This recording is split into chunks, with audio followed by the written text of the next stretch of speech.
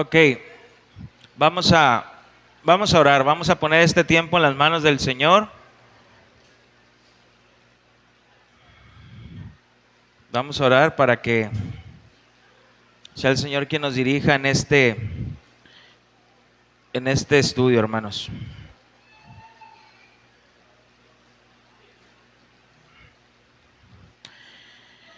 Bendito Dios y Padre nuestro Señor Jesucristo, te damos gracias.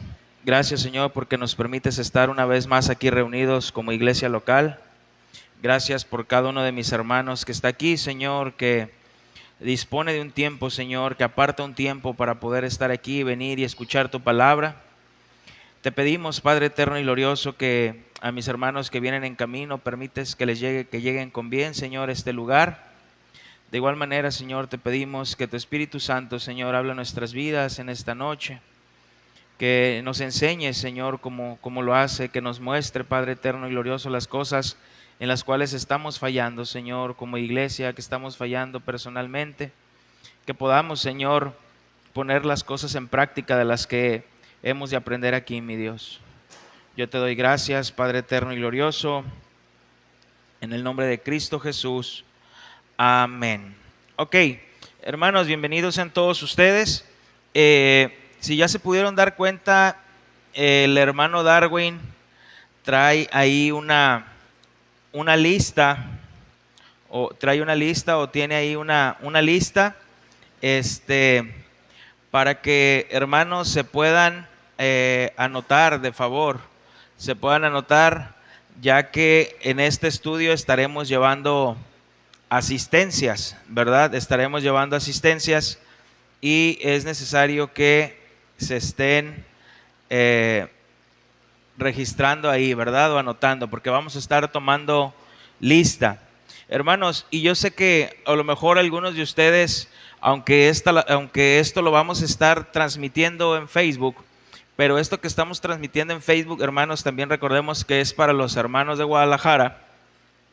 Y quizás para algunos de ustedes puede ser que estamos siendo muy estrictos al pedirles que vengan y presencialmente, independientemente de que las transmitamos en Facebook, que vengan y que tomen este estudio para si tienen alguna duda, tienen alguna pregunta, pueden hacerla aquí, ¿verdad? Porque este estudio, hermanos, que vamos a realizar lleva como el fin de que algún día podamos poner ya en práctica esto de la membresía de la iglesia, ¿verdad?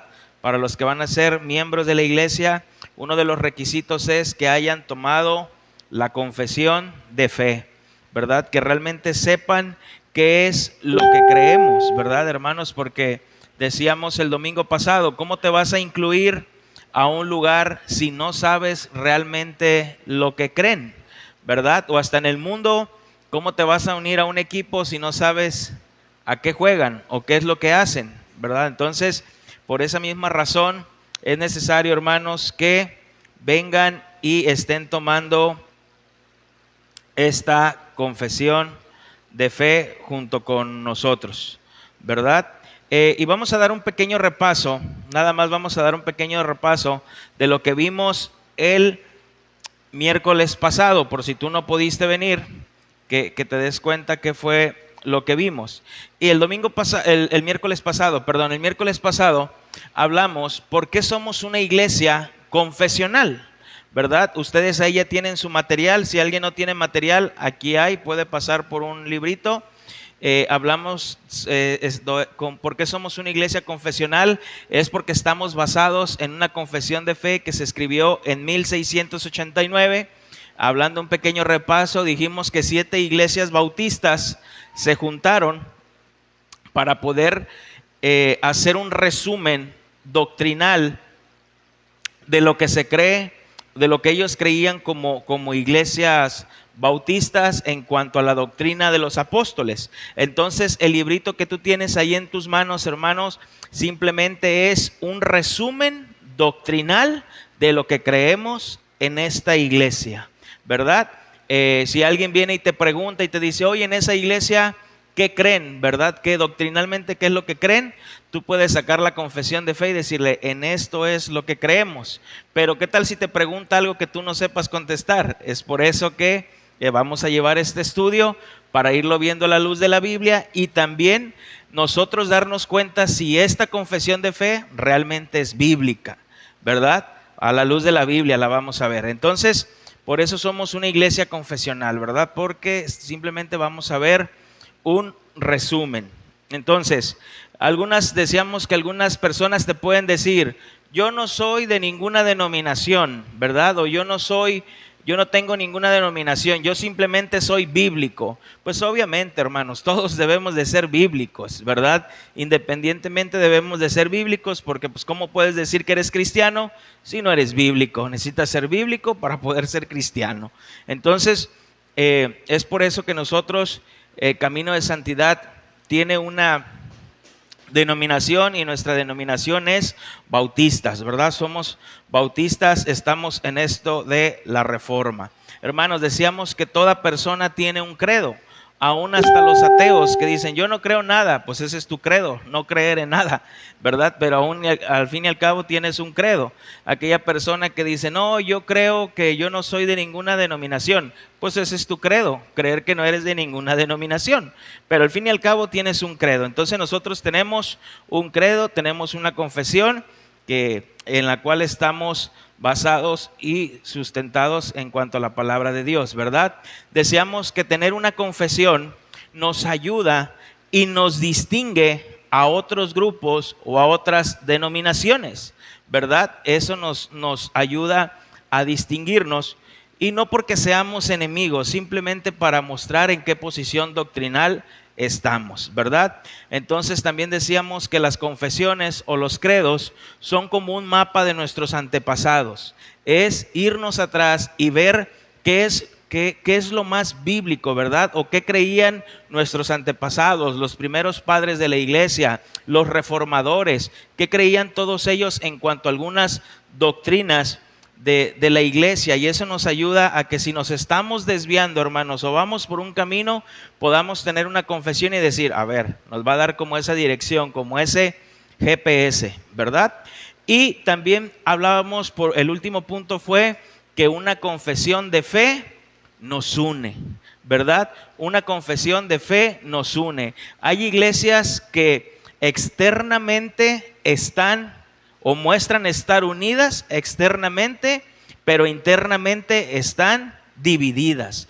Cada quien cree lo que cree, cada quien piensa lo que piensa, cada quien predica lo que quiere, ¿verdad? Y no es así, ese no es el orden bíblico. ¿Te imaginas que en tu casa, y te pongo nada más este ejemplo, tú eres padre de familia, tienes a tus hijos y te imaginas que cada quien tenga sus reglas?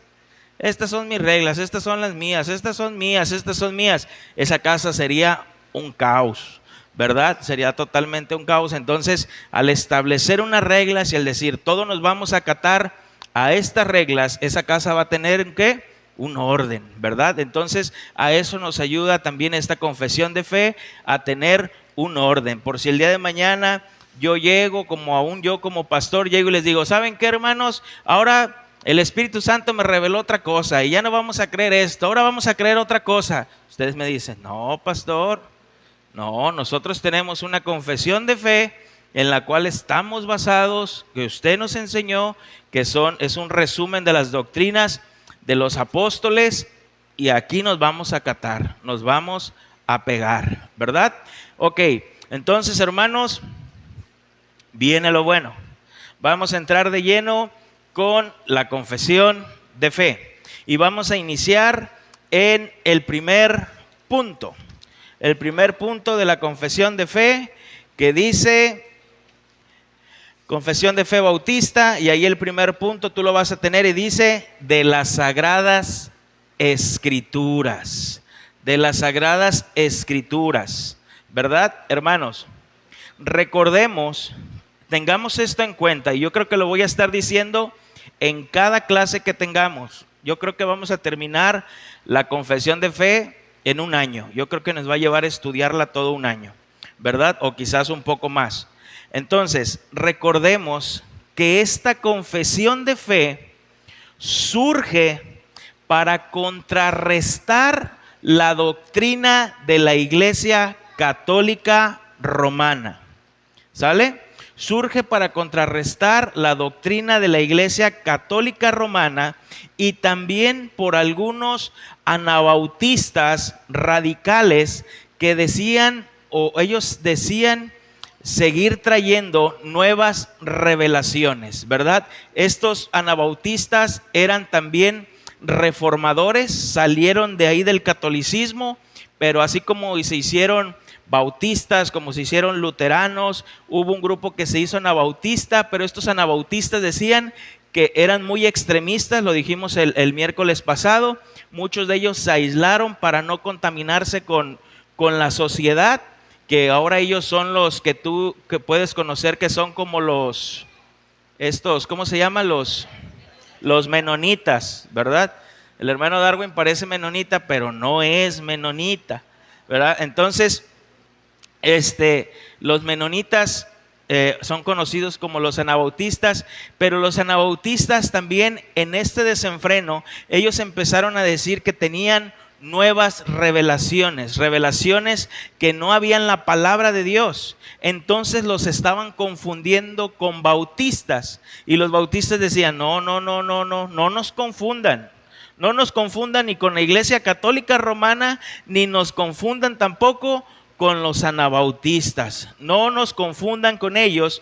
Y también había algunas controversias teológicas de algunos protestantes, algunas doctrinas que había ahí. Entonces ellos dijeron, vamos a hacer o vamos a dejar por escrito que realmente creemos. Y es que empezaron a hacer este resumen y es que lo tenemos aquí. Entonces, si tú y yo no vemos el contexto de por qué se formó esta confesión, nos vamos a perder tantito y hay cosas que quizás no las vamos a comprender si nos despegamos de ese contexto, ¿sale?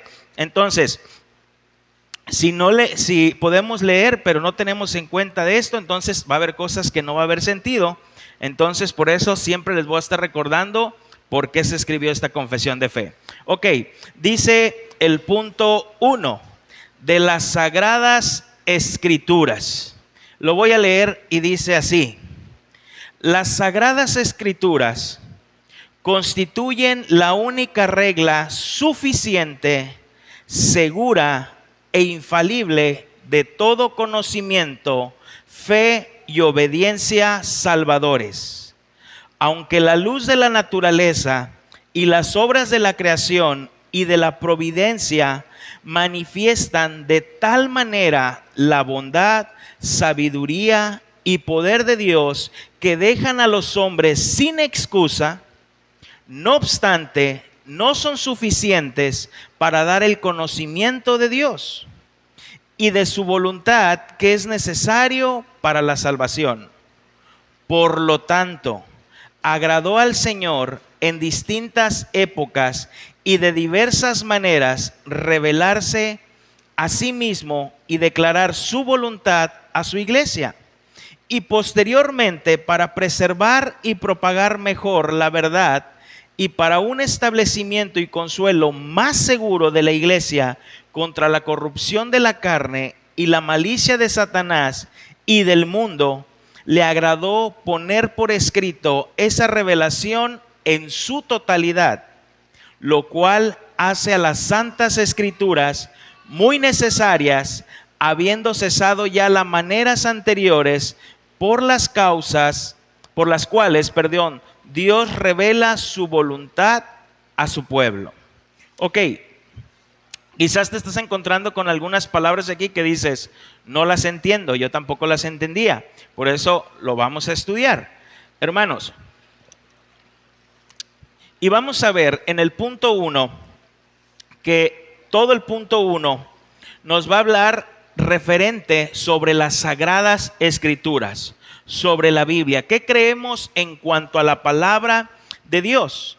Y ya no, yo quiero agarrar estas primeras líneas donde dice, las Sagradas Escrituras constituyen la única regla suficiente, segura e infalible de todo conocimiento, fe y obediencia salvadores. Hermanos, todo el conocimiento de Dios, y la obra de redención de nuestro Señor Jesucristo se encuentra en las Sagradas Escrituras. Ahí lo vamos a encontrar en las Sagradas Escrituras, porque nos dice que las Sagradas Escrituras son infalibles, ¿verdad? Son seguras e infalibles, son suficientes para el conocimiento de Dios, y dice que son seguras e infalibles. Y cuando hablamos de infalible, queremos decir que no tiene error. No tienen error, ¿verdad? Decíamos que la Biblia lleva una perfecta secuencia, una perfecta congruencia, tiene una perfecta armonía, ¿verdad? Entonces, aquí dice, las Sagradas Escrituras constituyen la única regla suficiente. Y cuando decimos la palabra única, quiere decir sin otra de su especie. O sea, no hay otra como la Biblia. No hay algo más como la Biblia. Hermanos, ¿por qué la Biblia es el libro más vendido? Es el libro más leído, pero también es uno de los libros más atacados. Y los hermanos nos empiezan a dejar aquí por escrito que las Sagradas Escrituras entonces es la única regla suficiente, segura e infalible, no tiene error. Hermanos, hay un grupo llamado mormones que ellos tienen su libro del Mormón y le dan el mismo peso al libro del Mormón que a las Sagradas Escrituras. El mismo peso, el mismo valor. De hecho, si te metes a YouTube, ya ves que ellos andan fuerte ahí en YouTube y dicen, ¿cuáles son las dos cosas que el Señor Jesús dejó? La Biblia y el libro del Mormón, dice ahí el comercial, ¿no? Entonces, ellos, hermanos, tienen para ellos la palabra de Dios no es la única regla segura e infalible. No. Ellos dicen la Biblia y el libro del Mormón. Los testigos de Jehová no lo dicen, pero lo creen. Y al libro de la atalaya, en el cual andan repartiendo cuando van y tocan, ¿qué es lo que dejan? También le dan un peso fuerte, hermanos, al libro de la atalaya, ¿verdad? Y si te fijas, cuando te van a compartir ese librito que sacan, ¿verdad? Ya sabe dónde va a ir usted y ya sabe quién es el que gobierna el mundo y que no sé qué, y en la revista tal y que no sé qué, que no sé cuánto. De hecho, los ves en el jardín y tienen ahí su stand con la revista de los atalayas, hermanos. Entonces, no, hermanos. Lo que estos hermanos quisieron dejar por escrito es, la Biblia es la única regla. Segura, es suficiente, segura e infalible. Es suficiente para el conocimiento de Dios. No ocupamos algo más. ¿Qué decía la Iglesia Católica Romana en cuanto a esto? Ellos decían, y siguen diciendo, no solo decían, siguen diciendo que el dogma, o cuando hablo del dogma quiero hablar de los líderes, tanto del Papa, los obispos, los sacerdotes.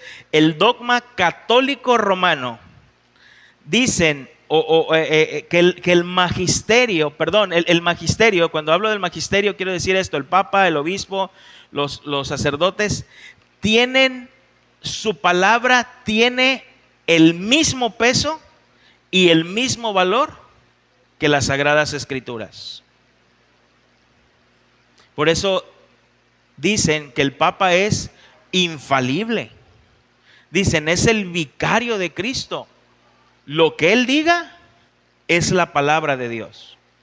Es la palabra de Dios. Entonces, también los católicos romanos tienen la palabra de Dios y la palabra del magisterio.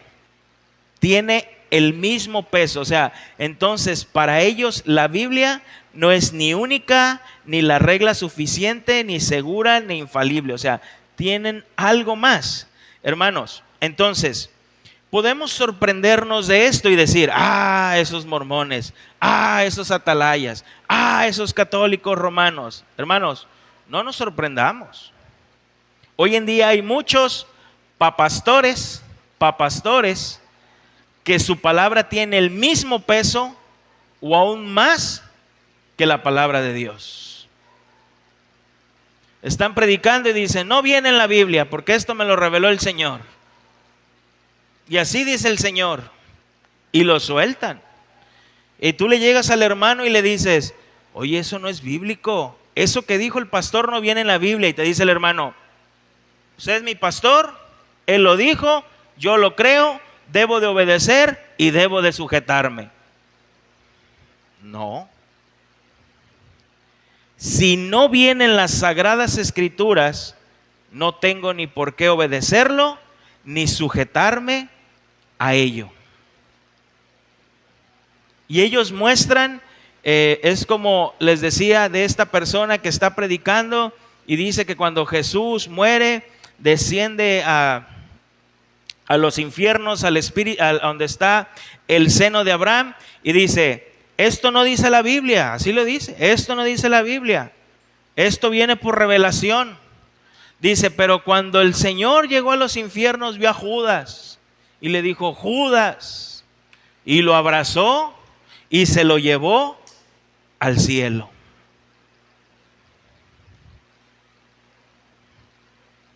Y lo peor que la gente decía, amén, amén. No, hermanos, no es así. No es así. La palabra de un pastor no es infalible. Nos podemos equivocar. Entonces, vamos a 2 de Timoteo, capítulo 3, versículo 15 al 17. 2 de Timoteo, capítulo 3, del 15 al 17.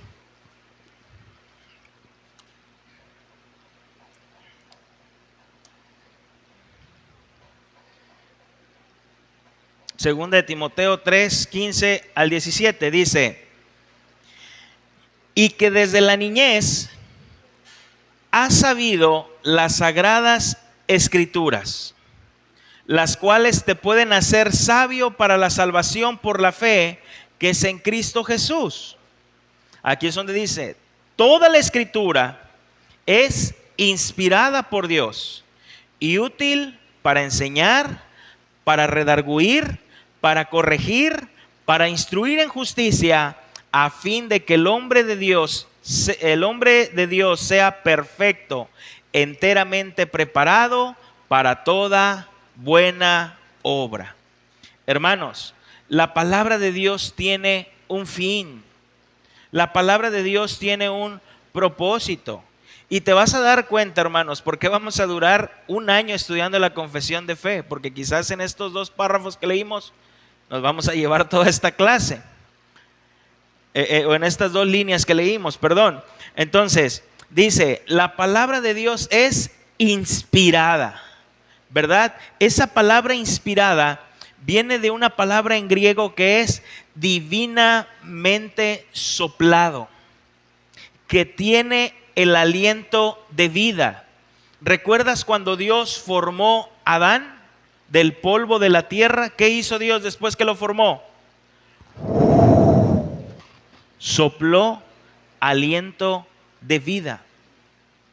Y lo que nos dice aquí Pablo, lo que está diciendo aquí Pablo a Timoteo, es que la palabra de Dios tiene esa inspiración, tiene ese aliento de vida. Hermano, ¿no te has preguntado por qué antes de ser creyente o por qué antes de que el Señor te rescatara de la manera que vivías, leías la Biblia como un libro más y ni siquiera la entendías? Y decías, pues lo leo y no le entiendo. Pero una vez que el Señor te salva, el Señor y como veíamos los domingos, ¿no? Pone esa fe salvadora en ti. El Señor te llama, comienzas a leer la palabra de Dios y ¿qué hay? Aliento de vida. Hay esperanza. Dices, ahora entiendo. Empieza a ver luz. Lámpara es a mis pies tu palabra y lumbrera a mi camino. Comienzas a entenderla. Entonces dice que la palabra de Dios es inspirada, ¿verdad? Tiene este aliento de vida. También nos dice que la palabra de Dios es útil. Y esta palabra útil en el griego es provechosa. Útil, ¿verdad? Viene de provecho. Las Sagradas Escrituras tienen el aliento de vida, la inspiración de Dios, lo cual nos son provechosas. Nos son de provecho. Nos son de provecho. ¿Para qué nos son de provecho? La palabra de Dios tiene aliento, nos es de provecho. ¿Para qué? Para enseñar, dice. La palabra de Dios nos enseña, ¿verdad? Pero ¿a qué nos enseña la palabra de Dios? Nos enseña a cómo decretar. Yo decreto. A cómo atar. Yo ato. A cómo cancelar. No nos enseña eso, hermanos. Nos enseña cómo hacernos ricos y tener una vida de éxito, como el mundo lo enseña. No, hermanos. Cuando habla aquí de enseñar, es enseñar doctrina. La palabra de Dios nos enseña doctrina, nos instruye, nos da información, nos forma. Nos forma la palabra de Dios. ¿Qué es lo que estamos haciendo ahorita los domingos? Los domingos estamos con esta serie que estamos dando, aprendiendo para enseñar, que llevamos 30 temas y nos faltan como 50. ¿Qué estamos viendo? Pura doctrina. Es pura doctrina, doctrina. Y a mí, hermanos, me alegra el corazón, de verdad lo digo, escuchar hermanos que digan, tantos años en una congregación, pastor, y tenemos 2, 3 años aquí y hemos aprendido tanto. ¿Por mí? No. El Señor en su misericordia. ¿Pero qué hacemos? Damos doctrina, ¿verdad? Entonces, hermanos, también ¿para qué nos sirve la palabra de Dios? Dice, para redarguir, ¿verdad? Y esta palabra redarguir viene del griego traer convicción. Pero esta palabra también redarguir es reprender una conducta. Para aquellos hermanos que digan, a mí no me gusta que me digan nada. Pues si te digo con la Biblia, voy a reprender quizás alguna conducta. La Biblia reprende, hermanos. Reprende la Biblia, ¿verdad? También dice que la Biblia nos ayuda a corregir. Y esta palabra corregir viene de una palabra en griego que es enderezar de nuevo o rectificación, rectificar. Y me gusta a mí poner este ejemplo. La palabra de Dios, una vez que te redarguye, reprende tu conducta, te endereza de nuevo y te rectifica, te corrige. ¿Por qué? Porque vivíamos una vida así y cuando empezamos a estudiar la palabra de Dios, rectificamos, corregimos, ¿verdad? Si tú vives así y dices que conoces del Señor y sigues viviendo así, pues realmente no has nacido de nuevo. No ha habido un cambio en ti, ¿verdad? Nos predicaba el hermano Higinio y decía, ¿qué es arrepentimiento? ¿Verdad? Cambiar la forma de pensar. Cambiar tu forma de pensar. Si la palabra de Dios te está redarguyendo, trae una convicción en ti, tienes que rectificar, ¿verdad? Es como cuando tienes un carro y el carro te empieza a aventar mucho humo y empieza ahí a moverse y tú llegas con el mecánico y le dices, oiga, traigo el carro, fíjese que se me apagó y ya no me quiso prender. Y te dice el mecánico, déjame checarte. Digo, un mecánico honesto, ¿ah? Y te checa el mecánico y dice, ¿qué cree? Y tú le dices, ¿qué? El motor ocupa una rectificación. Si no sabes de eso, tú dices, pues no pasa nada. Pero los que saben dicen, 20,000 pesos. Si bien me va, casi voy a tener ahí un motor nuevo, porque me van a rectificar muchas cosas. Hermanos, eso hace la palabra de Dios, nos rectifica. Nos ayuda a limpiar, a quitar esas cosas que nos estorban para vivir en santidad con Dios. Las quitamos para enderezarnos. ¿Qué más hace la palabra de Dios? Dice instruir en justicia, ¿verdad? Y cuando dice aquí instruir en justicia, denota la formación dada a un niño, ¿verdad? Y es de ahí donde viene la palabra disciplina. Disciplina, corrección. Hermanos, cuando tú y yo disciplinamos y corregimos a uno de nuestros hijos, lo corregimos es ¿por qué? ¿Porque queremos corregirlo nada más? No, es porque queremos regular su carácter y su conducta. Y podemos ver cuando un niño no es corregido, ¿o no? El niño con el berrinche y le ruegas para que se... Hijo, por favor, ya, mi amor, me avergüenzas. Ya, a ver. No. No. Hermanos, no por algo la Biblia nos dice de la vara. La vara, ¿qué va a ayudar? ¿Qué le va a ayudar al niño la vara? A corregirse. Le va a ayudar a quitar esa necedad. Entonces, cuando tú y yo corregimos a nuestros hijos, es para regular el carácter y la conducta. Tengamos cuidado también, hermanos, de disciplinar molestos. Porque si disciplinamos molestos, ya no estamos cuidando el regular su carácter y su conducta. Estamos nada más para desquitar el enojo o el coraje. Haz lo que quieras, pero vas a ver llegando a la casa. En la casa te voy a hasta comer casi. No.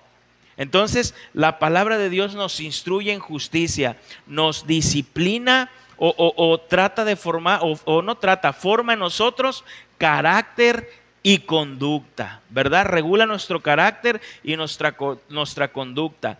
¿El carácter de una persona puede cambiar o puede ser regulada? Todos nacimos con un carácter, hermano. No justifiquemos. Así es mi carácter. Quien quiera. No. Así me conociste y ahora... No. Yo así te conocí, pero sabía que tenías al Señor y que el Señor regula el carácter. Y si tu carácter no es regulado, entonces pregúntate si tienes al Señor. ¿Verdad? No nos justifiquemos. No nos justifiquemos. Entonces, ¿cuál es el fin de todo esto? Pablo le dice a Timoteo, ¿cuál es el fin de todo esto?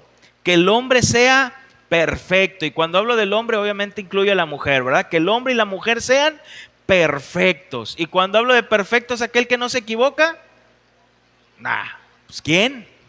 ¿Verdad? Cuando hablo de perfecto, que la Biblia dice aquí perfecto, quiere decir de una persona madura, una persona completa, una persona equilibrada.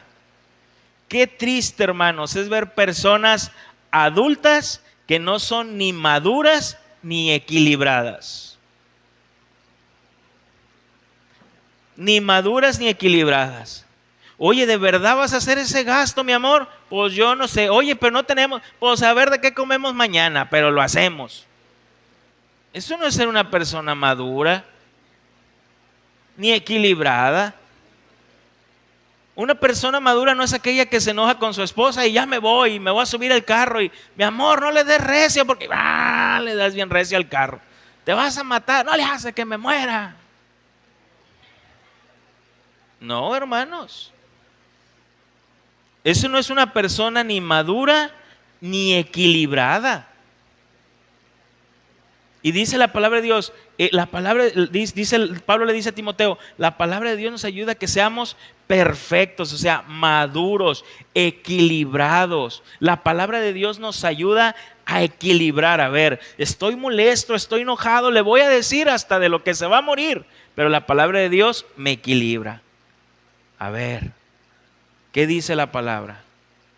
¿Cómo el Señor no me ha perdonado a mí? ¿Cómo el Señor no ha tratado conmigo? ¿Cómo? Ya no me enojo tanto, pues. Nos equilibra, hermanos. Entonces, Primera de Corintios capítulo 2, versículo 16.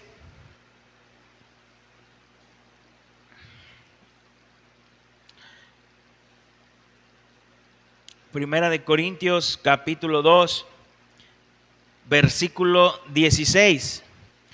Porque ¿quién conoció la mente del Señor? ¿Quién la instruirá? Mas nosotros tenemos la mente de Cristo. Por eso Pablo, ¿qué le dijo a Evodia y a Síntique? Tengan este mismo sentir, tengan este mismo pensar que hubo en Cristo Jesús, el cual, siendo en forma de Dios, no estimó ser igual a Dios como cosa que aferrarse. Entonces, a la palabra los llevó, ¿verdad? A Evodia y a Síntique los llevó a la palabra. Entonces, la palabra de Dios es la única regla suficiente, segura, infalible en todo conocimiento, fe y obediencia salvadores, hermanos. Entonces, la palabra de Dios nos ayuda para que el hombre de Dios sea perfecto, dice, también para que el hombre de Dios sea enteramente preparado para toda buena obra. Y cuando dice aquí enteramente preparado para toda buena obra, quiere decir equipar completamente. Nos va a equipar. ¿Para qué nos va a equipar la palabra de Dios? ¿Cómo debo de acabar los días en aquellos que el Señor me ha asignado? ¿Cómo? ¿Cómo, hermanos? Si el día de mañana, que no es mi deseo, llegaras a faltar, ¿cómo te va a recordar la iglesia? ¿Te acuerdas de la hermana? ¿Cuál? Casi no venía, venía como cada 2, 3 meses. No. ¿Se sentaba ya? No me acuerdo. ¿Te acuerdas de la hermana? ¿Cuál? La chismosa. La que nomás andaba metida. Ah, no, sí, no, sí, pues se murió. ¿Cómo? No, pues un chisme menos. Nada, no es cierto. Hermanos, ¿cómo va a recordar la iglesia? ¿Cómo te estás realmente equipando con la palabra de Dios? Por eso dice aquí, los hermanos dejaron totalmente escrito la única regla suficiente. Pastor, vengo que me dé un consejo. Ok, mira, la palabra, no, pastor, un consejo más práctico. Pues la palabra de Dios. La única regla suficiente e infalible. Hermanos, podemos decir que muchas personas son creyentes, pero quizás no lo son. O que son cristianas, pero no lo son. Solo son personas emocionalistas, personas sensuales, guiándose nada más por los sentimientos y no por lo que diga la palabra de Dios. Pero las escrituras son suficientes. Vamos a Lucas capítulo 16, Lucas 16, versículo 29.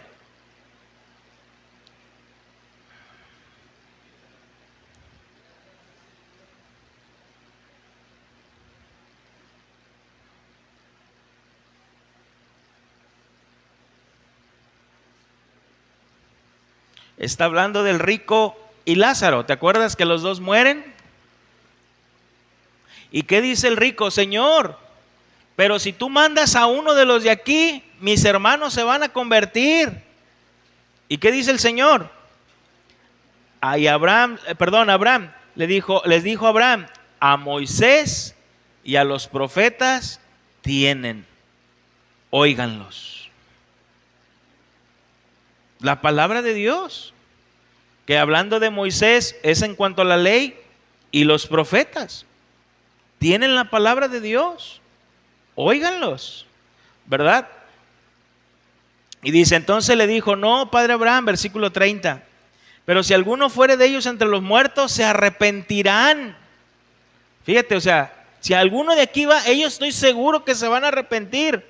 Mas Abraham le dijo, si no oyen a Moisés y a los profetas, tampoco se persuadirán, aunque alguno se levantare de los muertos.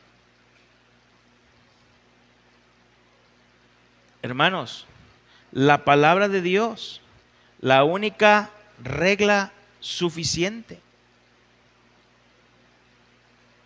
La única. Por eso, todo lo que creamos y todo lo que digamos debe de estar sustentado en la palabra. En la palabra. Y la palabra. Y viene en la palabra. Y se predica la palabra. Qué triste, hermanos. Qué triste, de verdad. Y esto no lo estoy inventando, hermanos. No lo estoy inventando. Es verdad. Que vengan personas de otras congregaciones y me digan, ¿sabes? Ya no estoy a gusto en mi congregación. Y les preguntas, ¿por qué? Dicen, porque todos los domingos se predica lo mismo. Las experiencias del pastor, lo que el pastor vive, lo que el pastor hace, la palabra, todo ya es monotonía. No hay doctrina.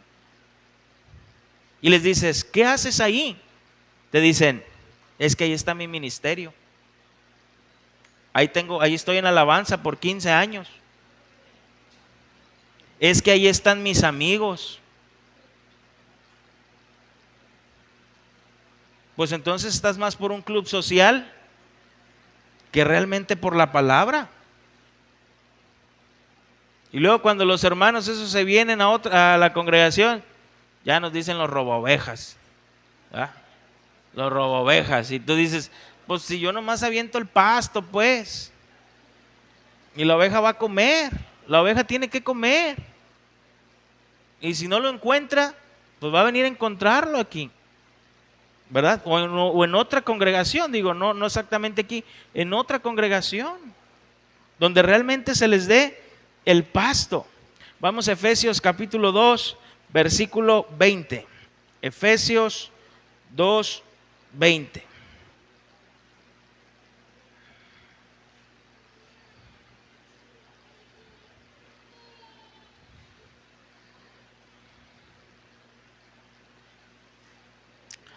Hablando el apóstol Pablo dice, edificado sobre el fundamento de los apóstoles y profetas, siendo la principal piedra del ángulo Jesucristo mismo.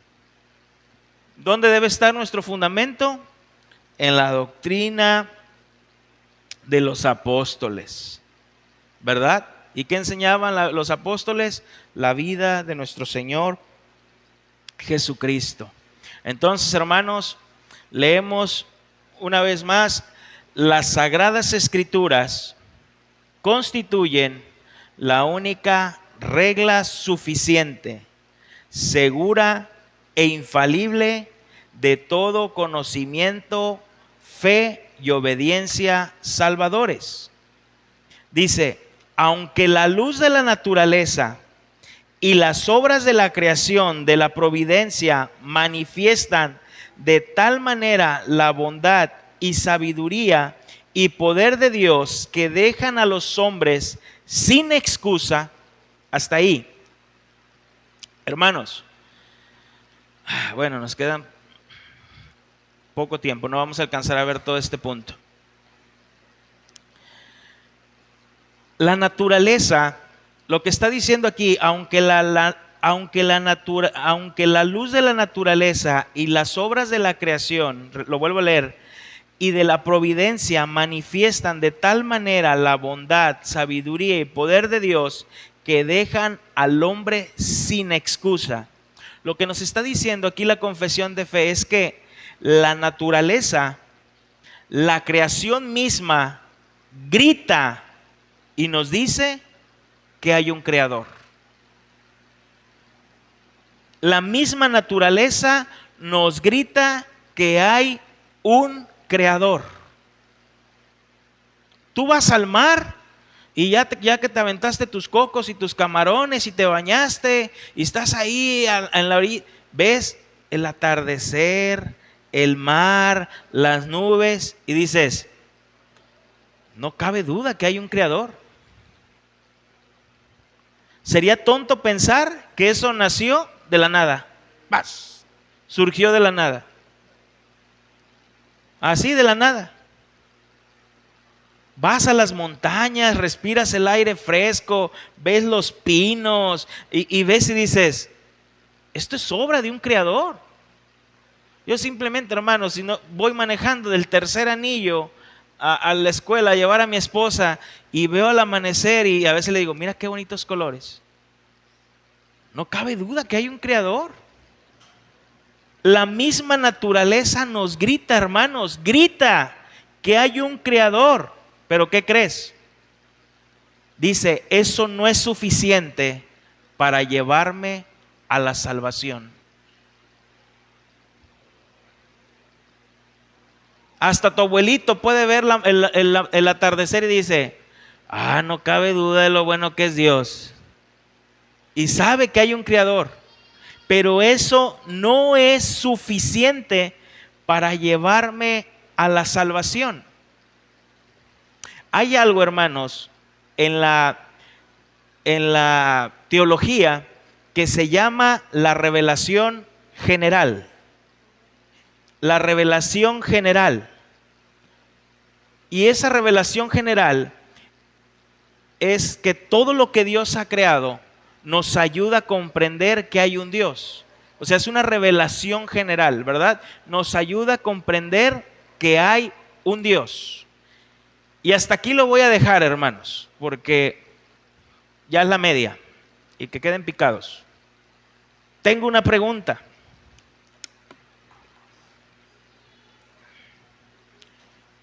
Lo vamos a ver de todas maneras este punto, vamos a seguir viendo. Por eso le digo que vamos a durar un año, miren, todo lo que es y lo que duramos. Hermanos, los mayas, los aztecas, los mexicas, ¿o cómo se llama? Mexicas, los toltecas, los chichimecas, ¿llegaron a ser salvos?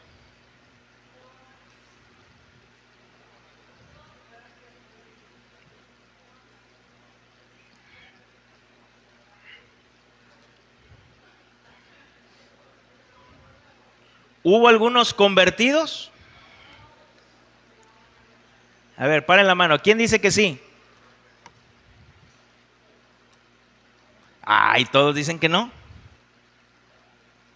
¿Y la gracia de Dios y la misericordia?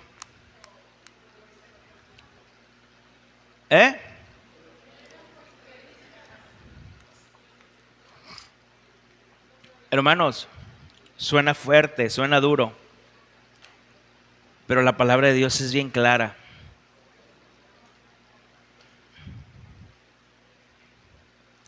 Romanos capítulo 1, versículo 19 al 20.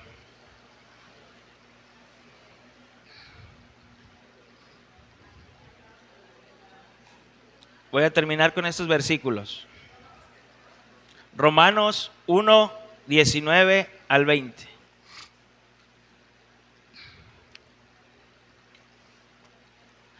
Dice, por lo que de Dios se conoce, les es manifiesto, pues Dios se le manifestó, porque las cosas invisibles de Él, su eterno poder y deidad, se hacen claramente visibles desde la creación del mundo, siendo entendidas por medio de las cosas hechas, de modo que no tienen excusa. O sea, nadie va a tener excusa cuando llegue a la presencia del Señor y decir, yo no sabía que había un creador. Nadie. Ni el ateo que dice, Dios no existe. Ni él va a tener excusa. Aquí Pablo lo dice, no hay excusa. ¿Por qué es tan tonto como si le dijeran, hermanos, ¿qué creen? Nosotros llegamos aquí a este local, vimos este terreno, oramos y de pronto, ¡fum!, la construcción se hizo. Pastor, pues, bueno, algunos hermanos sí lo creerían, ¿verdad? Dirán, no, sí, el poder de Dios, la fe. Pero dirías, pues no, claro que no. Detrás de esto, todo mal hecho, pero hubo un creador, ¿no? Hubo un creador. Hubo un creador. No nació así de la nada. Pero lo triste, hermanos, que la naturaleza pecadora del hombre se desvía siempre a adorar a la creación y no al creador. ¿A quiénes adoraban? Al sol. Sabían que había un Dios, pero terminaban adorando ¿a quién? Al sol, a la luna, a las estrellas y esto y lo otro. Dice el versículo 21, con esto voy a terminar, con el 21 al 23. Dice, pues habiendo conocido a Dios, no le glorificaron como a Dios, ni le dieron gracias, sino que se envanecieron en sus razonamientos y su necio corazón fue entenebrecido. Profesando ser sabios, se hicieron necios y cambiaron la gloria del Dios corruptible en semejanza de imagen de hombre corruptible, de aves, de cuadrúpedos y de reptiles. Sabían que había un Dios, pero terminaron adorando a la misma creación. Por eso nos dice la confesión, aunque la naturaleza nos grita que hay un Dios, no es suficiente para la salvación. Por eso se llama la suficiencia de las Escrituras. Hermanos, hasta aquí lo vamos a dejar y vamos a seguir el próximo miércoles. ¿Dudas, preguntas, comentarios? Vamos a dejar de transmitir. ¿Alguien tiene alguna duda, alguna pregunta, algún comentario? Puede hacerlo.